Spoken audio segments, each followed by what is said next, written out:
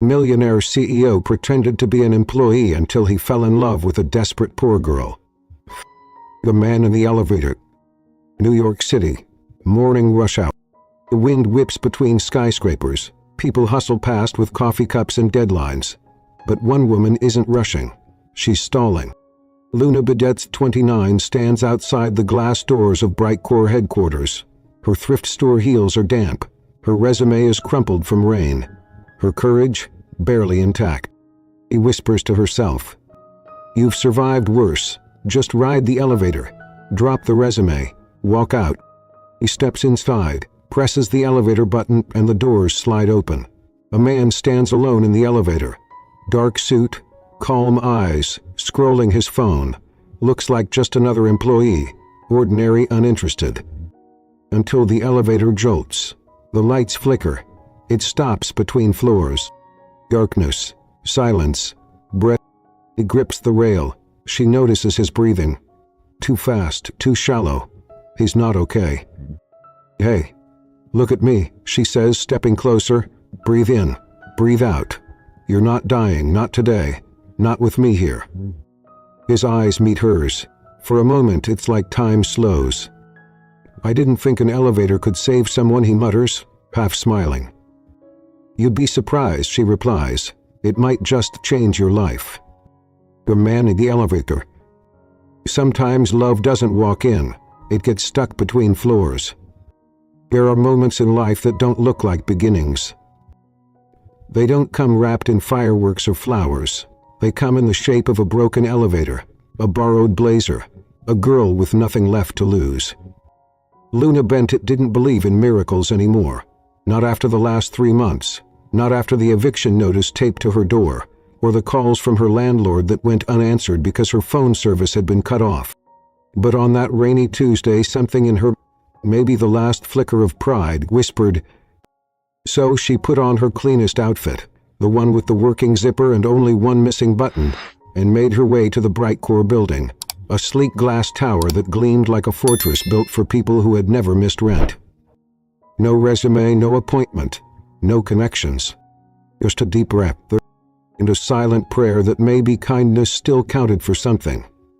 The lobby was colder than she expected, not just in temperature, but in feeling. Everything was polished. The floors, the people, the glances. When the elevator opened, she stepped in quickly, grateful for the privacy.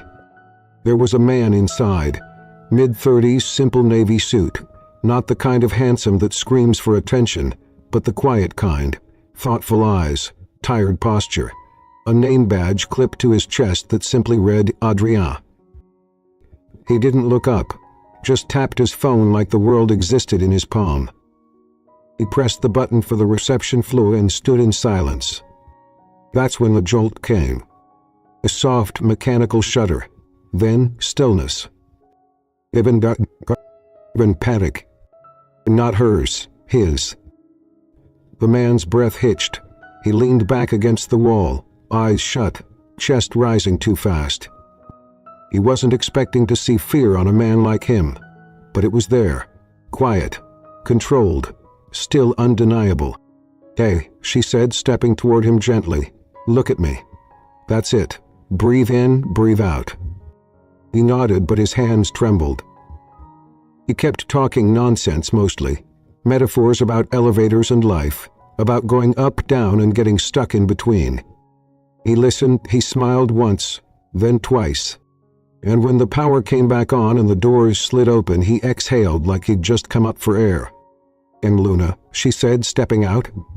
He nodded. "Adrien, I hope the rest of your day goes more smoothly." "Likewise, Luna." He blinked. Wait, how do you know my name?" "You said it," he replied with a small smile, disappearing into another hallway before she could ask more. He didn't know then that the man she called down between the 10th and 11th floors was the CEO of Brightcore. He didn't know he'd watched her leave through security cameras, standing by his office window with a strange ache in his chest. He didn't know that something about her kindness, her chaos, her way of laughing at pain like it was an old friend, had broken something open in him. She didn't know that before lunch, Adrien Cole would call HR and say 6 quiet words that would change her life. Fire her. She starts Monday. No excuses. That night, in the tiny apartment she shared with her best friend, Luna danced barefoot in the kitchen, clutching her phone like it might vanish if she stopped moving. They called, she whispered. I got the job. Her friend choked down her noodles. Wait, you didn't even have an interview. You're not even on their system. I know. They screamed, hugged, cried, laughed. Reheated leftover rice in celebration. It felt impossible, like a mistake, like magic. And maybe it was. Because sometimes the elevator doesn't just take you up or down. Sometimes it opened a door you didn't know you were looking for. But beginnings are fragile things, and Luna had no idea that behind Adrien's soft smile was a storm of secrets. That her presence would shake the walls of a company run on silence. That love would come not as comfort, but as risk. She would learn that you could fall for someone without knowing the whole story. And when the truth finally arrives, it doesn't knock gently. It crushes, breaks. And still sometimes what's left is enough to build something stronger. This is the story of the man in the elevator. It was a girl who wasn't supposed to be hired. Of a love that started between 2 floors and fought its way to the top. The girl who spoke to silence. The elevator hummed as it ascended. 1 floor, 2, then it stalled. No lurch, no warning, just a quiet surrender, like a breath held too long. The lights flickered once, then dimmed to emergency mode. For a beat, the only sound was the mechanical heartbeat of the building. Then silence. Luna Bent felt it instantly, that tightening in the air, the shift in energy, but it wasn't hers. It was his. The man in the corner, still in his slate glove suit, had gone very still, one hand pressed against the mirrored wall, the other clenched loosely by his side. His phone, now dark, dangled uselessly from 2 fingers. He was trying not to breathe too loud. He glanced at him. His jaw was tight, and there was a faint sheen across his forehead. Not dramatic, not loud, but enough to notice. He was claustrophobic. Great, stuck between floors with a stranger in a panic attack. A very well-dressed, very composed-looking stranger, she thought, but one whose breath was slowly unraveling. Hey, Luna said gently, unsure of herself but stepping forward anyway. You okay? He nodded, then shook his head. I will be, he whispered. Okay, she said. Well, until then, maybe don't look at the ceiling like it's about to fall on you. He blinked. A flicker of surprise broke through the fear. You seem calm, he muttered. Not. I'm just good at faking it, years of practice. Stage fright therapy. And elevator trauma. He tried to smile. It didn't land. Luna took a step closer, crouching slightly to meet his eye level. Breathe in, she said, and out. You're not alone, and you're not gonna die between the 10th and 11th floors. Trust me, that's a terrible headline. He let out something between a breath and a chuckle. Want to know the secret to surviving this? She added. He gave her a sidelong glance. You talk, non-stop, until the panic forgets it exists. That's what I do anyway. And so she did. He talked about how she once got stuck in a library elevator for 2 hours during a blackout and used a wine cork and 3 bobby pins to pry the panel open. He made metaphors out of the floor buttons. Life's like an elevator, right? Sometimes you're heading up, sometimes you're crashing down, and sometimes you just get stuck in between, wondering if it's all a prank from the universe. He listened. She described the worst job interview of her life, involving a bird, a latte, and a very judgmental security guard. Sometimes, she said, I think the world forgets people like me exist. People who still show up without appointments, just to try. People with scuffed shoes and one good outfit. Still no name, still no small talk. Just his breathing, leveling out, his hand loosening. Thank you, he murmured after a while. His voice sounded steadier now, quieter, but grounded. For existing like this, talking like this, like we've known each other for more than 10 minutes. He smiled faintly. I'm Luna, by the way. He nodded. Adrien. I like that name. Strong. You fuck off. Of course, she teased. Explains the quiet panic attack. Very refined. He gave her a look, but the corner of his mouth twitched, like it wanted to laugh, and hadn't been given permission in a long time. Then, without warning, the lights returned. The elevator blinked back to life with a soft chime, and the panel lit up again. Floor 7. Then 8. See? Luna grinned. Told you. All it takes is a little talking and a shared near-death experience. When the doors opened, she stepped out, turned back to him and said, Well, Adrien, good luck out there. Hope the rest of your day runs more smoothly. He hesitated. Likewise, Loa. She took one step before she froze and turned back. Wait, I didn't tell you my name yet. You said it, he replied smoothly, giving nothing away, and just like that he disappeared down a hallway she hadn't even noticed. At the front desk, Luna placed her resume on the counter. The receptionist looked at her thrifted blazer, her scuffed flats, her hair that had frizzed up in the humidity, and said flatly, We're not hiring today. I know, Luna replied, forcing a smile. I just wanted to try. He nodded toward the papers. Just in case. The woman barely looked up. We'll keep it on file. Thank you. Outside, the sun felt too hot, the pavement too loud, and her bag too heavy.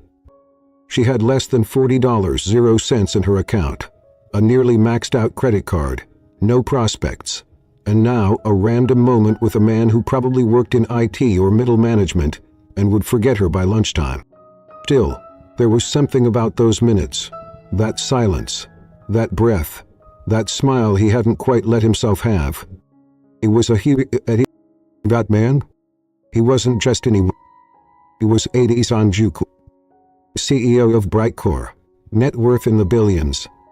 And right now, from the 43rd floor, he was standing by the window, still watching the security footage of the elevator feed.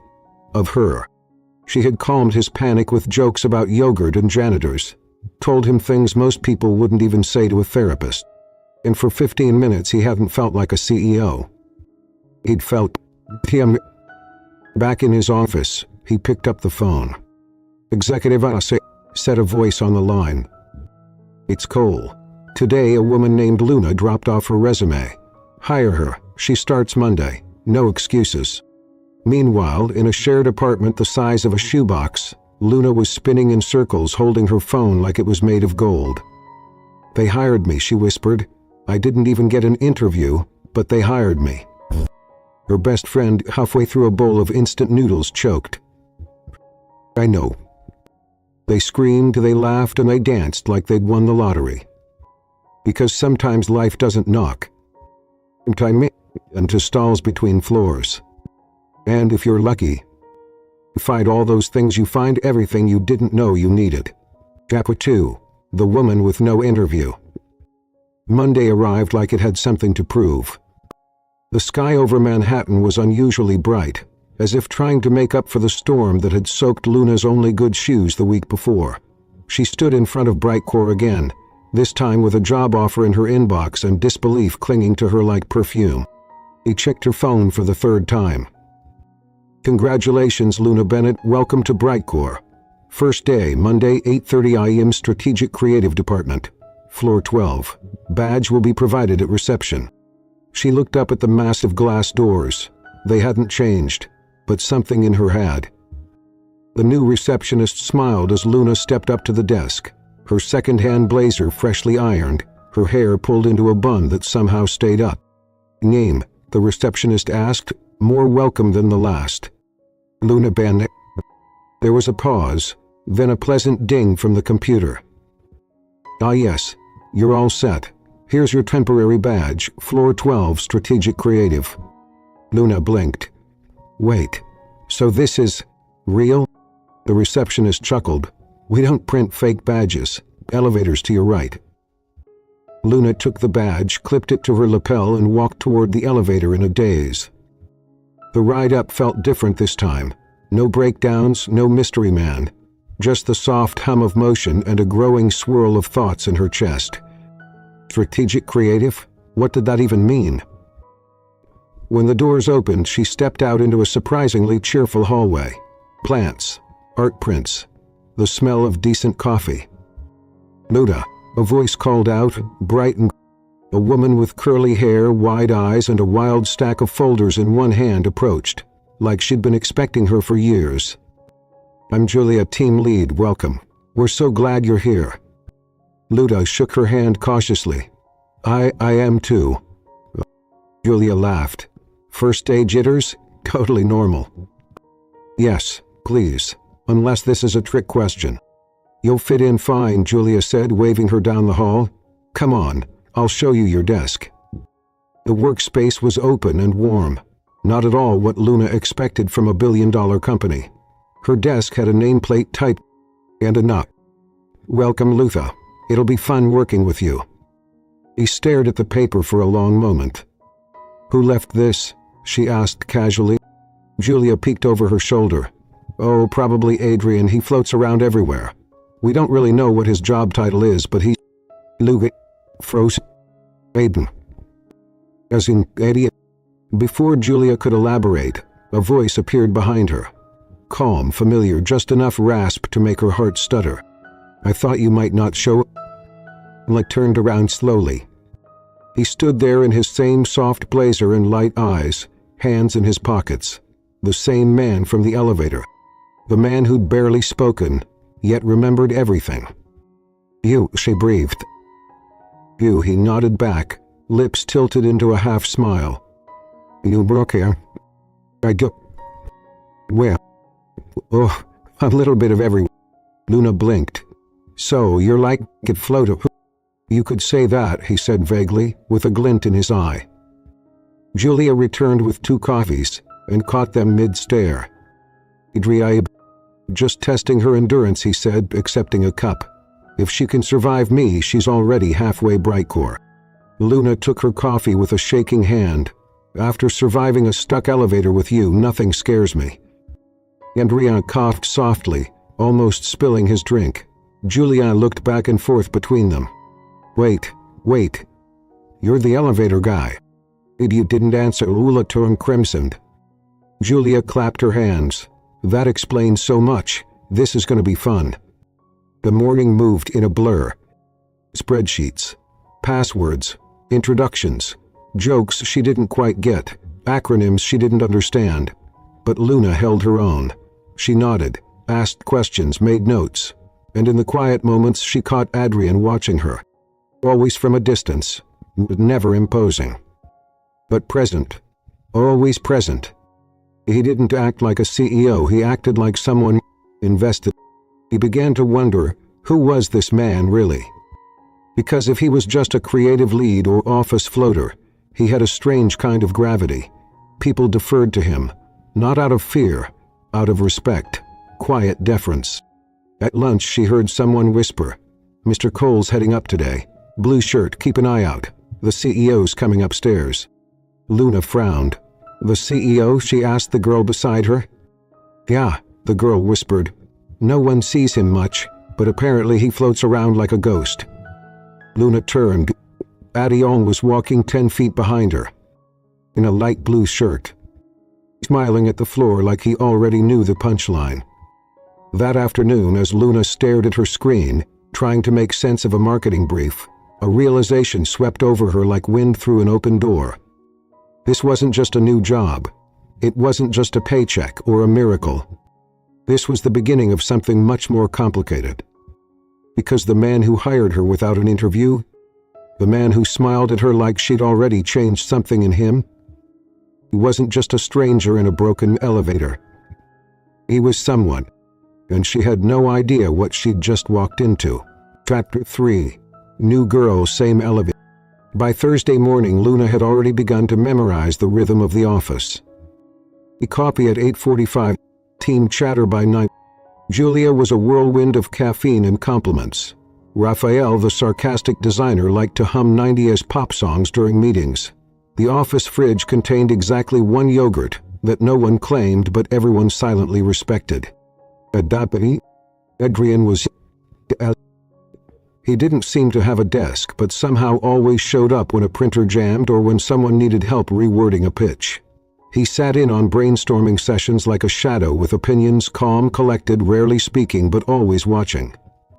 And yet Luna never saw his name on a team list, never in a company-wide email. He had no office, no assistant, no defined title. Just that soft voice and light-colored shirt, and the way he looked at her like he already knew how the day would end. That morning Luna walked into the elevator half asleep, sipping gas station coffee because she'd forgotten to buy filters again. Adrien was already inside. He almost stepped back out, but he looked up, met her eyes, and gave the faintest nod. So she stayed. He didn't speak, neither did she. The silence between them wasn't awkward anymore. It was loaded, with questions, with almosts. "You always ride this one?" she asked eventually, pretending not to care. "Only when I think I'll find good company," he replied. She rolled her eyes. That was smooth.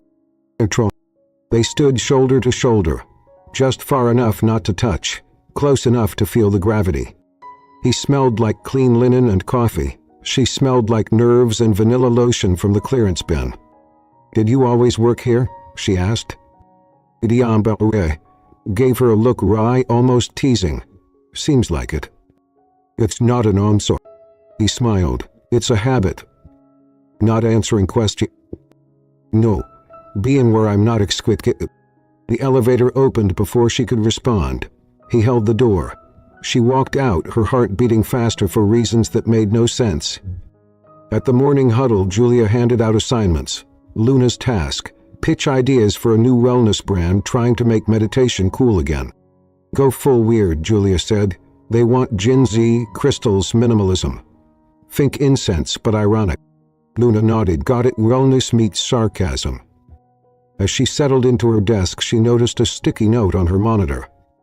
"Go full weird. I dare you." She glanced around. Adrien was nowhere in sight. By lunch, she was drowning in Pinterest boards and buzzwords. She stood in the break room trying to stir powdered creamer into what barely qualified as coffee. The door creaked. Adrien stepped in, phone in hand. She didn't turn. "You again? You always sound surprised. You always sneak up." He stepped beside her, poured water from the kettle into his own mug.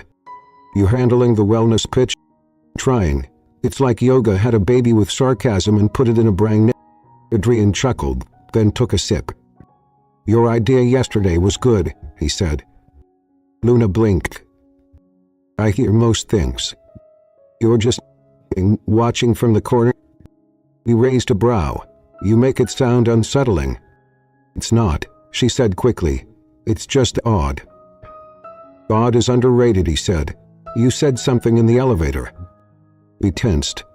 "Which time?" He tilted his head. "About CEOs.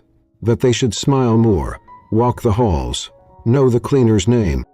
He turned red. "That was not meant for HR." He leaned on the counter. "Do you still believe it?" He stared at her mug. "Yeah." She looked up. "Why?" "Because it reminded me." "Of what?" Adrien hesitated. "Of who I was before people stopped telling me the truth." Luca didn't reply. "Did you know how?" There was something in the air between them now, quieter than flirtation, deeper than charm. He recognized, not of titles or roles or reputations, but something human. That afternoon, during the brainstorming session, Adrien casually walked in and took a seat at the back. Julia lit up like it was casual, though Luna noticed Raphael sat up straighter. "We're workshopping taglines for a wellness app that doesn't want to be boring," Julia explained. Adrien just nodded. "Don't mind me."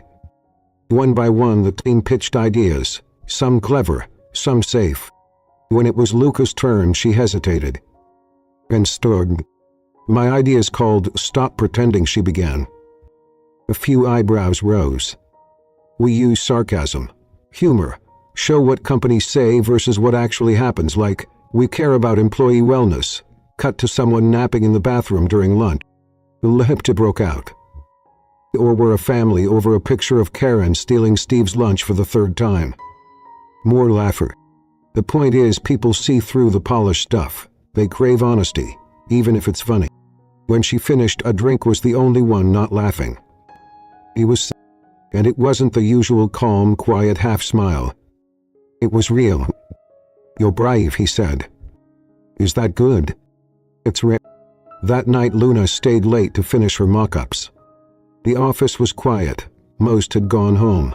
She was printing the last layout when she heard footsteps. "BDM." Again.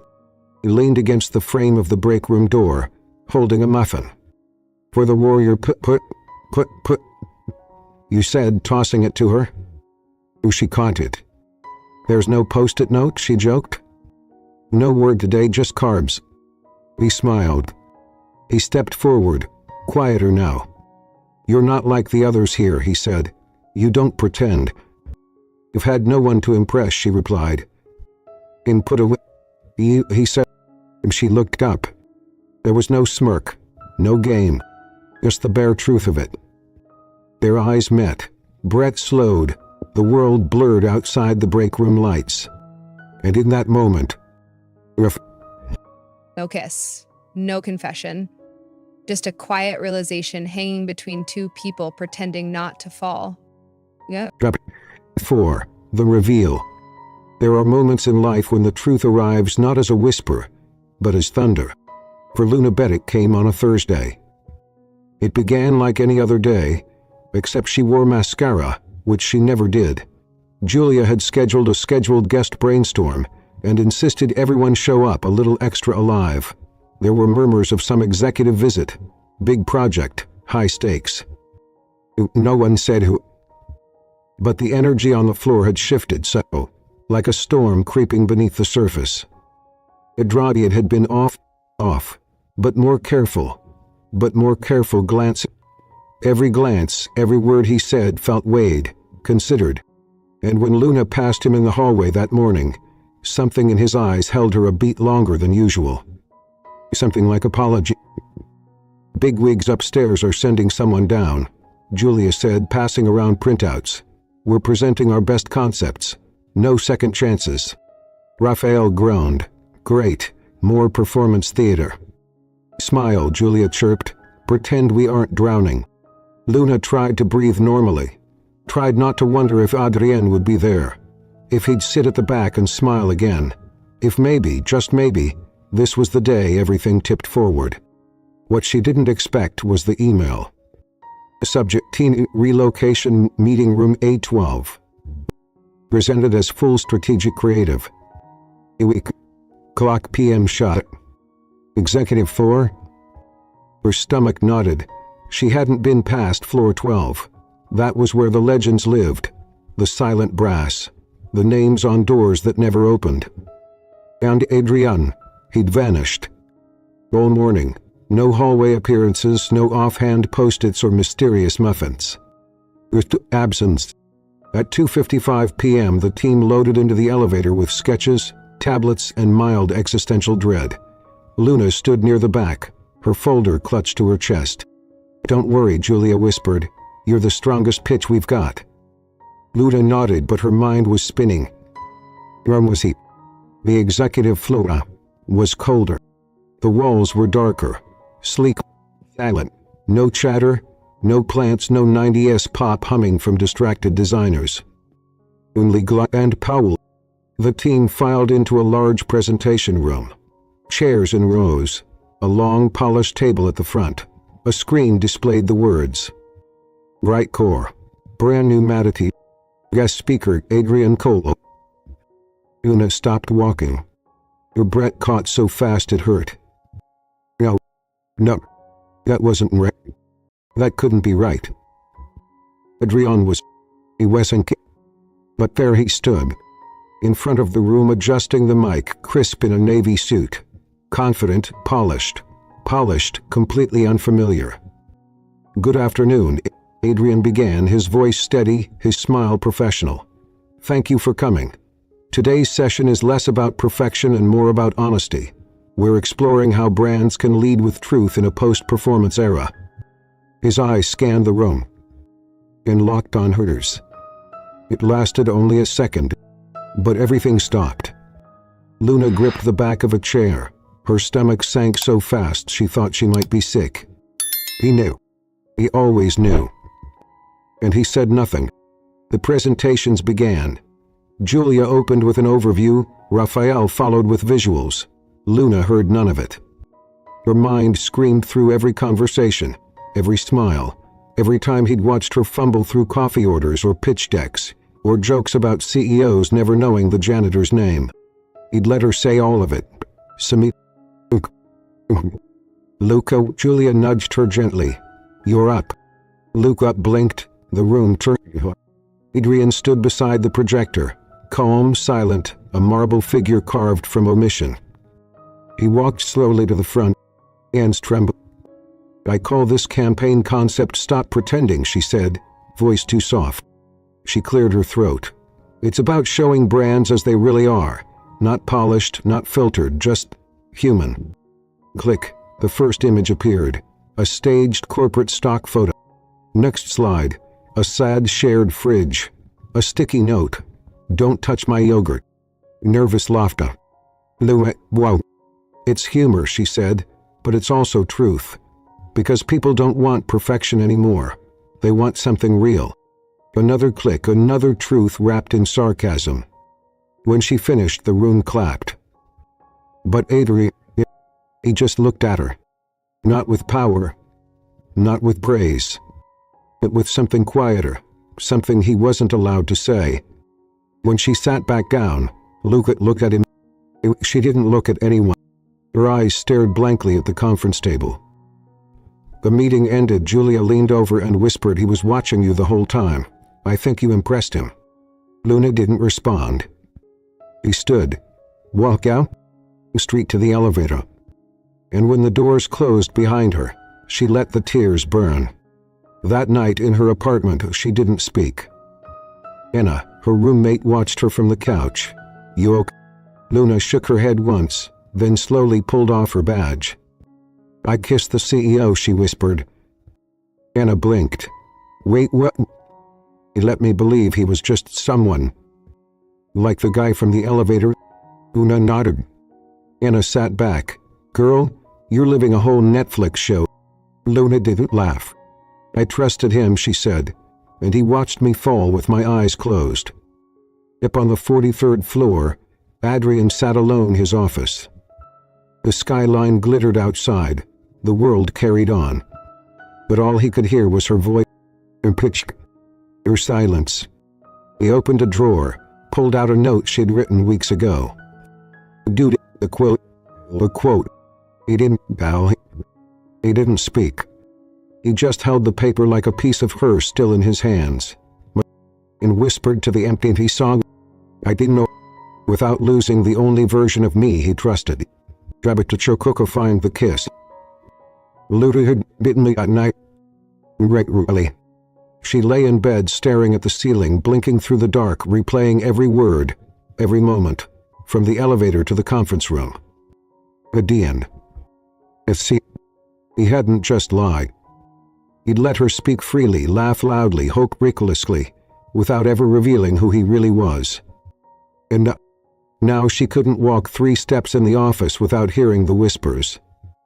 Did you see them in the elevator that one time? He asked for her specifically. It's obvious. She's not even qualified. She walked into Brightcore the next morning with her head down, her back straight, and her heart bruised but pretending. That's what people did, right? You pretended until it stopped hurting. In the cafeteria, she sat alone, tray untouched. She needed silence, space, but footsteps broke it. Adrien, tray in hand, that same stupid blue shirt, that same quiet confidence. It didn't come to, she nodded. Just once. A peace tree made of exhaustion. You disappeared yesterday, she said, not looking up. I gave you space. I needed the truth. Adrien inhaled slowly. I was going to tell you. It was after the next kiss. He went still. Luna finally looked at him. He let me fall for someone who doesn't exist. He met her eyes. That version of me was real. Just not the whole story. He scoffed. That's poetic. Doesn't make it better. No, he agreed, but it's the truth. She leaned back, arms crossed. So what happens now? We pretend the elevator never happened? No. Adrien studied her for a moment. His voice softened. I want to talk, outside of this place, just... Luna shook her head. I don't know who us is anymore. Later in the hallway, Luna stood by the vending machine, half laughing at her own reflection in the glass. I should have known, she whispered. Nobody that calm in an elevator is normal. She turned to leave and found him there again. Not here as your boss, he said, but to convene again. You're always the boss. Not with you. Don't, she snapped. Don't say that. I mean, he stepped closer, not enough to touch, but enough to close the space between tension and truth. Luna, he said, softer now. You saw me before you knew who I was, and still you stayed. You talked, you made me laugh. You reminded me of the parts of myself I'd buried. He blinked too fast. He reached out, but couldn't. I know I broke that. I'm not asking you to forget it. I'm just asking you to remember the silence. The elevator, the way he made the world stop spinning, for both of us. Luna looked at him, instinctively, and kissed him. Not gently, not sweetly, desperately, like trying to grab hold of something falling apart in her hands. It was a kiss of unfinished arguments and things they never got to say. A kiss that asked, do I still trust you? He answered, I don't know, but I miss who I thought you were. When they pulled back, breathless and quiet, neither of them spoke. Luna blinked. That was not the point, he whispered. He nodded. But real, he said. He swallowed hard. You complicate everything. I know. I'm still angry. I'll wait, he said, even if you don't forgive me. And then, not was just the kind of silence that meant something was still alive. But not yet healed. Back at her desk, Julia passed by, her arms full of color swatches. You okay, she asked. Una nodded once. Julia paused. He's not what people say he is. Luca tilted her head. You mean powerful? I mean untouchable, he's not. You... Luna stared at his screen. Yeah, she whispered, and now I don't know what to do with that. In the executive suite, Adrien sat alone in his office. He didn't check email, didn't take calls. He just sat with the ghost of her voice in his head, and the memory of a kiss he didn't deserve, but would never forget. Gapper six gossip and ghosts. By Monday morning, the elevator was no longer the loudest thing in the building. The whiskers would. It started with a conversation in the break room, passed like sugar packets from desk to desk. He got the brandy pitch. You think that's a coincidence? Adrien Cole doesn't even review mid-level proposals. Until now. I heard she kissed him. I heard he kissed her. I heard it wasn't just kissing. By noon, the rumors had grown roots. He didn't wear makeup. Didn't wear her badge today. Her coffee tasted metallic. Her body moved on autopilot. Julia leaned over at her desk, whispering as casually as she could. You okay? Peachy. People are talking. I've noted it. They're wrong, you know. Luna didn't reply. The silence between them said enough. At 37 a.m., a company-wide email dropped into every inbox. Turgon Kapersky body. Brightcore is committed to maintaining a transparent and equitable workplace for all employees. A routine audit is being conducted to ensure ethical alignment across departments. We appreciate your cooperation. The words were vague. The subtext was not. By 11:12, Luna's name was being murmured in conference rooms, paired with phrases like conflict of interest and preferential access. Adrien had been seen on the floor all morning. That too became its own rumor. At lunch, Luna sat alone. She didn't mean to, but when she walked into the cafeteria, every seat seemed to be taken, or worse, offered with a hesitant smile and eyes that didn't match it. She took her tray and sat by the window.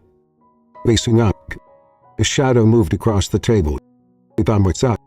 The new guy from the Chicago branch. Charming, over-friendly, too aware. Mind if I join? He shrugged. He sat placing a water bottle down like he was negotiating a merger. You've had a long week. You could say that. He leaned forward. You and... He turned. Why are you at... Because it's not just gossip anymore. HR is talking, people are watching. Luna blinked. So you're warning me? What's your angle, Thomas? I was once in your position, promoted too fast. Friendly with someone higher up, no proof, just whispers. He took a slow sip of water. And it destroyed me for 6 months. Go down. It doesn't matter. It's happening. At 2:00 p.m. she was called to HR. Not with a calendar invite, not with notice. Just a knock on his desk and a quiet, "Please come with me." He walked the corridor like a soldier heading to a trial. Inside, 2 reps, a lawyer and a man she didn't recognize. Glasses, tablet, no expression. "We're reviewing your relationship with Mr. Cole," one of them said gently. "I don't have a relationship with Mr. Cole." He was seen entering and exiting private spaces with... He's everywhere. There are allegations of special treatment. By whom? Not convenient. We're not here to accuse, just to clarify. Did Mr. Cole directly assign you to the strategic brand initiative? Luna paused. Her voice was even. It was recommended by him. And I didn't know at the time. He scribbled. Type. We'll follow up if necessary. He stood slowly. Will you follow up with the people spreading this? Silence. He left the room. The hallway echoed with the sound of her steps, and nothing else. At 5:00 p.m. Adrien appeared outside her office like a ghost materializing in the storm. She looked up, eyes hard. They called me in. I know. You could have warned me. You could, but he knows. Of course you did. You know everything, remember? He nodded in French. No. You said that already, she said, standing. In the elevator, in the break room, with your mouth and not your actions. And of trying... You try harder. He walked past him, her hand brushing his coat. But in affection, but in resistance. And he let her go. That night, Luna found a small box on the passenger seat of her car. There was no name, just a knot taped to the top in familiar handwriting. Before I was CEO, I was just a man in an elevator. This is for the part of you that still remembers the... Inside, a miniature keychain, shaped like an elevator, 2 tiny silver figures inside. Luna, he held it like it was breakable. Like maybe she was. And for the first time all day... Chapter 7. The man who left me in the fire. The rooftop was empty when she stepped out. The city stretched in every direction, buildings like stone giants under a silver sky. But Luna couldn't breathe. Not fully. Not since the moment she'd walked out of that HR room. They hadn't accused her. They hadn't needed to. The questions were enough. When did the relationship begin? It was the branding role offered before or after personal involvement. Are you aware of the perception this may cause across departments? It always came back to that. No one cared if it was real. No one asked what she felt, only what she looked like to them. Behind her, the door creaked. A deputy. His coat was open, hair tousled, face tight with something between guilt and quiet. Though she didn't turn. He knew they were going to call me, and he didn't want them. But they did. He stepped forward, slowly. Hello. Her voice cracked. I can't do this right now. I'll fix it. No. That's the problem, Adrien. You think everything can be fixed. Like this is just a press release that needs tweaking. He winced. I've been in meetings with the board trying to stop this from going higher. And he'd been alone. The words hit like a match dropped in gasoline. You watched this happen, she continued. You let me walk into that room without knowing what was waiting for me. We couldn't interfere. Because you're the CEO, because you're not supposed to.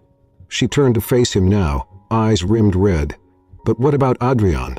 The man who promised he wasn't playing games. The man who looked me in the eye in an elevator and made me believe I was safe. He said nothing. He stood there. And that, more than anything, broke her. You're not a ghost, Adrien. You don't get to disappear when things get real. I didn't mean to hurt you. But you didn't. In trying to protect you, he said at last. I didn't ask for protection, she whispered. I asked for honesty. That night Luna returned home in silence. Anna was curled up on the couch, half asleep when she walked through the door. You look like a thunderstorm, Anna said softly, sitting up. Luna collapsed beside her, wordless, exhausted, hollow. He let me burn, she said. Anna tucked her knees under her chin. Do you still love him? Luna nodded slowly. I'm telling him what that feels like. At 10:47 p.m. Adrien sat in his penthouse office staring at the city. His phone buzzed. A text from an executive. The board has voted. An internal investigation is moving forward. Your relationship must be disclosed and reviewed. We'll need a formal statement from you by morning. He did. Instead, he opened the drawer of his desk. It was the tiny elevator keychain he'd given Luna. He turned it over in his hand like it was something sacred. And for the first time in a long time, he didn't know how to fix it. The next morning, Luna arrived early to the office, only to be intercepted in the lobby. A man in a pressed gray suit approached her with a clipboard. Miss Kamat? Yeah. But my name is Henry. I'm the audit observer assigned to monitor your activity this week per conduct protocol. We blink. I'll be accompanying you through your normal routine, purely observational. Luna looked at him, then pulled. Everything was still. Except her. Inside, something crumbled. Later that afternoon, she climbed the stairs to the rooftop again. This time the sky was clear, but the weight in her chest had never felt heavier. Adrien stepped out behind her, wind catching his coat.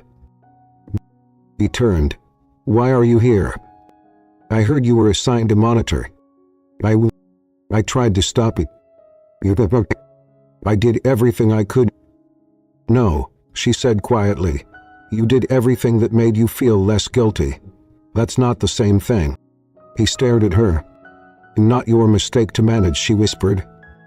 You're not a mistake, he said, stepping forward. You never were. I feel like one. His voice broke. I never wanted this to happen to you. But you let it. He swallowed. If I could go back. You can't. She turned away. He reached for her hand, but she pulled back. You don't get to save me now, she said. You already left me in the fire. Chapter 8. The note under the coffee cup. Tuesday passed without a word between them. So did Wednesday. Adrien kept his distance, eyes shadowed, posture quiet. He no longer roamed the office like a silent presence. He showed up when expected, spoke only when necessary, and vanished before the hallway gossip could catch him. Luna because distance has weight. In silence leaves fingerprint. On Thursday morning, Luca walked into the cafeteria, craving caffeine, but mostly. Her badge felt heavier now. The monitor Henry still trailed her like a polite shadow. Most days she could pretend he wasn't there. Today she couldn't. He grabbed a coffee, sat by the window, and closed her eyes. And when she opened them, there was a paper napkin beneath her cup. He folded it once, tucked underneath like a secret. He froze, looked around, no one was near. She slid it out and opened it. In simple handwriting, just 2 lines. It was a man in an elevator before I was a CEO. If that man still means anything to you. He read twice. Then 3 more times. That night, Anna twirled in front of the mirror in a little black dress. I can't believe you said yes. I didn't say yes, Luna said, brushing out her curls. I said maybe. Which, coming from you, is basically a declaration of war. Or love. Luna didn't laugh. He smoothed her blouse, tied the necklace Adrien once complimented, and stared at her reflection. "You think I'm making a mistake?" Anna paused. "No, I think you're walking into a choice." The gallery was small and tucked into a quiet part of downtown. Local art, exposed brick, soft jazz floating from somewhere overhead. The kind of place where no one asked questions, and everything felt like a half-whispered thought. Luna stepped inside and saw him standing alone near a photograph of a spiral staircase, hands folded, eyes searching until they found her. He didn't speak. Not at first. He just watched as she walked toward him like she was holding her breath. I said, "Hi." They stood in silence, surrounded by portraits of confusion, movement, light. "I didn't expect you to come," Adrien said. "I almost did." "What changed your mind?" She looked around. "I wanted to see what honesty looked like." He nodded slowly. "I believe that more than anything else you've said." They stood beside each other now, looking at a canvas of blurred city lights. "It wasn't just a kiss," he said, "or a pitch, or a few coffee breaks. I know. You changed how I see things. You changed me." He turned to face him. "Then why did you let them bury me?" He didn't flinch. "Because I was scared that the moment I stepped in." She waited. "I didn't want to protect you with power," he continued. "I wanted to protect you with distance. And I realize now, that was just another form of silence." Luna exhaled.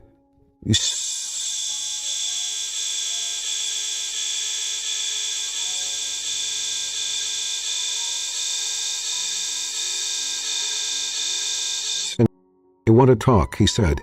"Not as CEO and employee. Just us." "There is no just us," she whispered. "Then let me rebuild it." He hesitated. "I don't need another apology." "You are not giving one."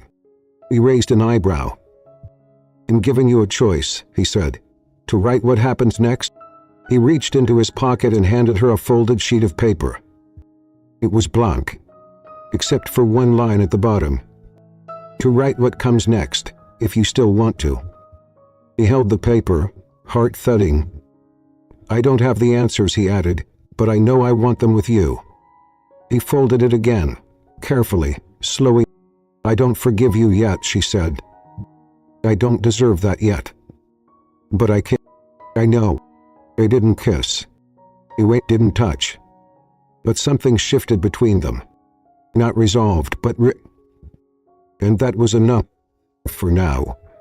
That night Luna placed the note beside her bed.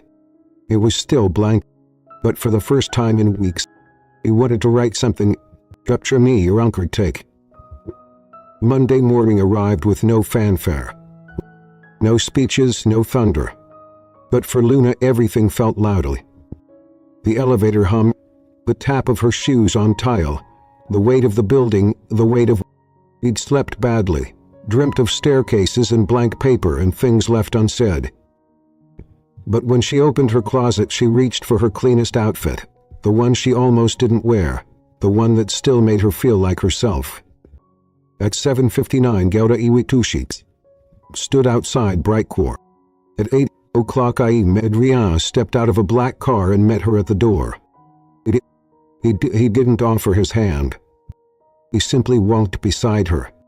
And that was the loudest gesture of all. The lobby silenced it.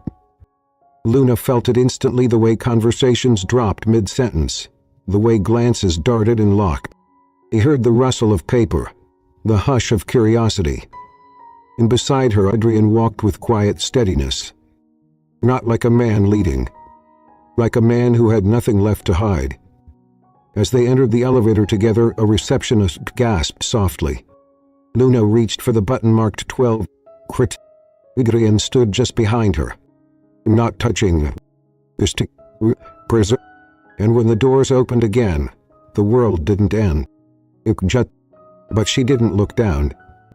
She kept walking. Julia was the first to break the silence. "Well, so it's official," she said, walking up with 2 coffees, and the most genuine smile Luke had seen in weeks. "Official," Luda replied, almost breathless. You two took longer than a Netflix drama to admit it, Julia teased, nudging Adrien. Adrien laughed softly. We're working on the spin-off now. Hopefully with less chaos, Luna muttered. No promises, he said. At 10:00 a.m. the team gathered in the boardroom. Present to the partnership, the biggest creative campaign Brightcore had taken on in 5 years. Luda walked in, head high. She expected to sit at the back. She expected to be ignored. Instead, Adrien gently placed a hand on her elbow and whispered, You're presenting with me. Be friends. You will talk. Don't have authority. You have voice, he said. That's more powerful. He turned to the room. All the creative work you're about to see was led by Luna Bennett. He blinked. And then, she began. Slide after slide, she spoke clearly. Confident, steady, truthful. She told the story not of branding but of honesty. Of building something not to impress, but to connect. Andy Robert, the room, Charlotte, listened. By the end, someone clapped. Then another. Then the entire room. As Luca sat down, Adrien reached beneath the table and briefly touched her hand. Nothing dramatic. Just enough for her to know, I see you. I always did. At lunch they didn't eat. They sat at their usual table, side by side, plates full, eyes lighter. Even Thomas walked by, offering an iced tea and a small nod. You're a lucky man, he told. No, Adrien said, steady. I'm a grateful one. Later that afternoon, Luna was called into the communications director's office. He hesitated. Instead, the director smiled. The campaign was a success. The board was impressed, and because of that, we're launching a new creative unit. Luna blinked. We want you to lead it. Her mouth parted. It's yours, if you want. He hesitated. Only if my work stands alone, not because of him. The director nodded. It already does. When she left the office, Adrien was waiting by the elevator. You okay? He asked. He nodded once. Ben saw a floor at a time, she said. And they stepped inside together. Side by side. Chapter 10, The Elevator to Forever. 6 months passed like a blink. The new creative unit Creco opened in a converted loft on 42nd Street. White walls, brick columns, string lights, and a long yellow couch no one sat on properly. It was everything Brightcore wasn't. Scrappy, loud, a little chaotic. And it was Luna's. Adrien visited often but never hovered. He brought muffins and stayed just long enough to ask, Do you need anything? And she always answered, Just spice, just trust. They built a rhythm, not perfect, but real. They cooked together in the evenings, badly. Adrien still couldn't boil rice. Luna made fun of him for it. They bickered about fonts, held hands in grocery stores, took turns feeding the neighbor's cat, slept in on Sundays and danced in the kitchen to songs neither of them liked. It was quiet magic, the kind that doesn't post itself online. One autumn morning, Luna found a note taped to the espresso machine. You wear something comfortable.